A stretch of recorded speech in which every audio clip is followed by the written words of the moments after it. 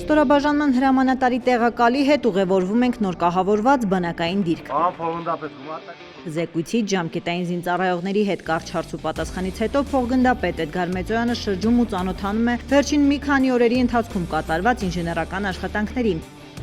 Նկարահանման պահին տղաները շարունակում էին խրամուղիների կահավորումն ու երեսպատումը։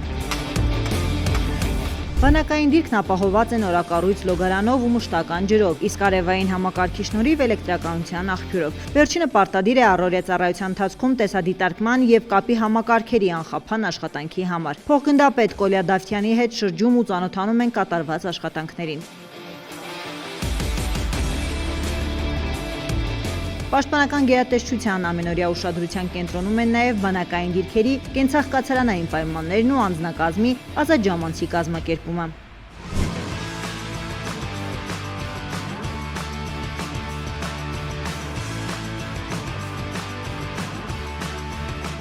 Մեր նոր կահավորած դիրքում ես եւ իմ ծառայակից ընկերները կարողանում ենք զբաղվել ֆիզիկական պատրաստությամբ եւ բարելավել մեր մարզվածության վիճակը։ Քանի դեռ տղաների մի մասը հերթապահում է, մի մասն էլ զբաղվում է ֆիզիկական պատրաստությամբ ու ինքնապատրաստմամբ, Գևորգն ու Հրաչը անձնակազմի համար ճաշ են պատրաստում։ Վստահեցնում են մեծ սիրով են խոհանոց մտնում ու գործի անցնում։ Պարտադիր հաշվի են առնում, թե ինչ են նախընտրում ծառայակից ընկերները։ Տունն եմ պատրաստել, ամեն դասեր եմ գնացել, մի քանի ամիս տենց սիրում եմ պատրաստել։ Տղաներն վստահում են ինձ, ամեն ասում եմ դու պատրաստ ուտենք։ Իսկ հարցնում ես օրինակ այդ օրվա համար ինչ։ Դե ամեն օր հարցնում եմ, իրենք ինչ են ուզում։ Դե ամեն օր բան սարքում եմ։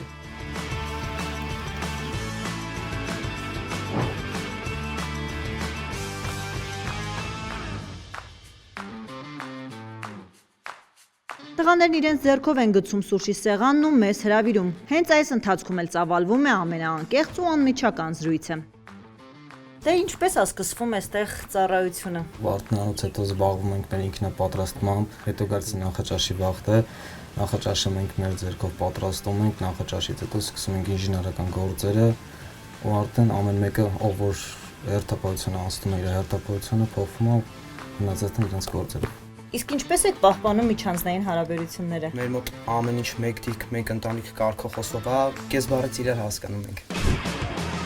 Այստեղ բանակային դիրքում ամեն քար ու թուփին տղաները վերաբերում են այնպես, ինչպես կվերաբերվեին իրենց տանը, խնամքով ու հոգատարությամբ։ Մեկ դիրք, մեկ ընտանիք կարգախոսով եւս մեկ անգամ արձանագրում են, որ դիրքային ծառայությունն ամենապատվաբեր առաքելություններից մեկն է։